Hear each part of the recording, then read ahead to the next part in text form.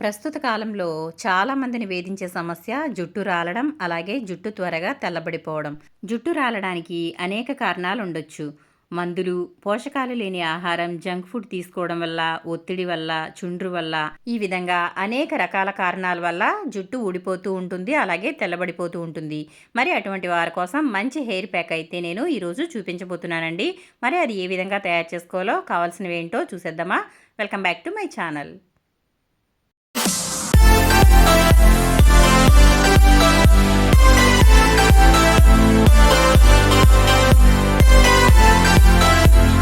ముందుగా నేనైతే ఇక్కడ గోరింటాకు అలాగే గుంట గలగరాకు తీసుకుంటున్నానండి. గోరింటాకు చాలామంది చేతులకు పెట్టుకుంటూ ఉంటారు మంచి కలర్ కోసం. అలాగే ఇది ఒంట్లో వేడి తగ్గిస్తుందండి. అలాగే హెయిర్కి కూడా ఇది చాలా మంచిగా ఉపయోగపడుతుంది. అలాగే గోరింటాకుని ఈ విధంగా హెయిర్ ప్యాక్గా వేసుకోవడం వల్ల అక్కడక్కడ తెల్లబడిపోయిన జుట్టు అయితే మంచి కలర్ వస్తుంది. ఒకేసారి అయితే కలర్ అనేది పూర్తిగా రాదు. ఇది వేసుకుంటూ వారానికి 1-2 సార్లు అయితే వేసుకోవడం వల్ల ఇది ఉపయోగం అనేది కనిపిస్తుందండి. కాబట్టి ఈ విధంగా అయితే నేను గోరింటాకు అయితే తీసుకున్నాను.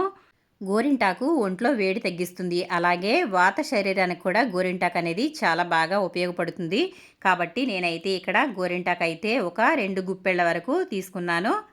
చూసారు కదా, ఈ విధంగా ఈనెలనేవి లేకుండా గోరింటాకునైతే తీసుకున్నాను. గోరింటాకు వల్ల జుట్టుకి మంచి కండిషనర్గా పనిచేస్తుందండి.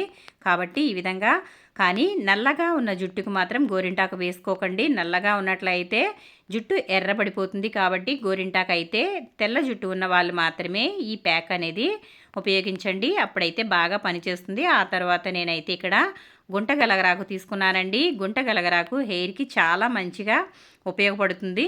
ఈ భృంగరాజ ఆకుని గుర్తించడం చాలా తేలికండి. చూసారు కదా, ఈ విధంగా అయితే ఉంటుంది.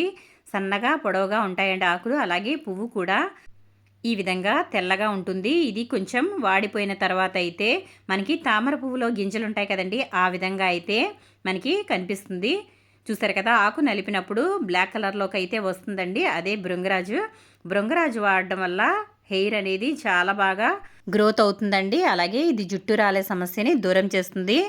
భృంగరాజుని ఆయిల్లో వేసి కాచుకుని తలకి రాసుకున్నట్లయితే జుట్టు రాలే సమస్య తగ్గుతుంది. అలాగే రక్త ప్రసరణ కూడా పెరుగుతుంది. ఇది జుట్టు కుదుళ్ళని ప్రోత్సహిస్తుందండి.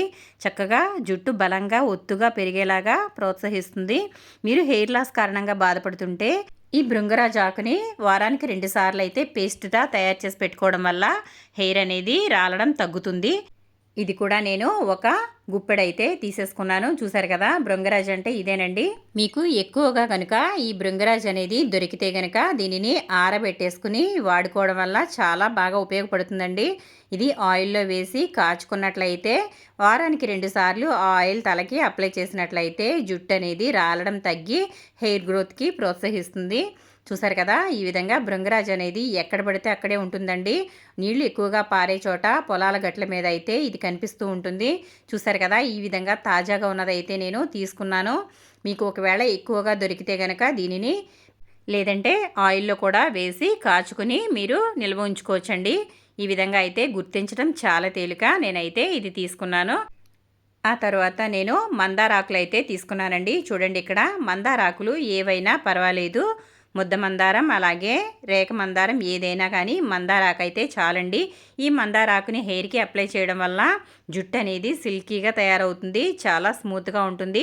చాలామందికి జుట్టు అంతా కూడా బరక బరకగా ఉంటుందండి. అంటే కండిషనర్ అనేది లేక ఆ విధంగా తయారవుతుంది. కాబట్టి అటువంటి వారు ఈ విధంగా మందారాకునైతే తలకి అప్లై చేసినట్లయితే అది మంచి కండిషనర్గా ఉపయోగపడుతుందండి. జుట్టు కుదుళ్ళ నుండి బలమిచ్చి చక్కగా జుట్టు అయితే సిల్కీగా తయారవుతుంది. ఒక్కసారి అప్లై చేసి చూడండి. వట్టిది కూడా అప్లై చేసుకోవచ్చు. ఇది పేస్ట్ లాగా తయారు చేసి జుట్టుకు పట్టించేసిన తర్వాత ఆరబెట్టుకుని ఒకసారి చూడండి, సిల్కీగా తయారవుతుంది. ఆ తర్వాత నేను ఈ 3 తీసుకున్నాను. ఇప్పుడైతే మనం ఇవి మిక్సీలో అయితే వేసుకుందాము. నేనైతే ఇక్కడ మెంతులు అయితే తీసుకున్నానండి. ఒక 2 స్పూన్ల వరకు మెంతులు తీసుకున్నాను. ఈ విధంగా మెంతులు తీసుకున్న తర్వాత పెరుగు కూడా ఒక అరకప్పు అయితే పెరుగు తీసుకున్నాను. మీకు వీలైతే కనుక నైట్ అయితే ఈ రెండిట్లో నానబెట్టేసుకోండి.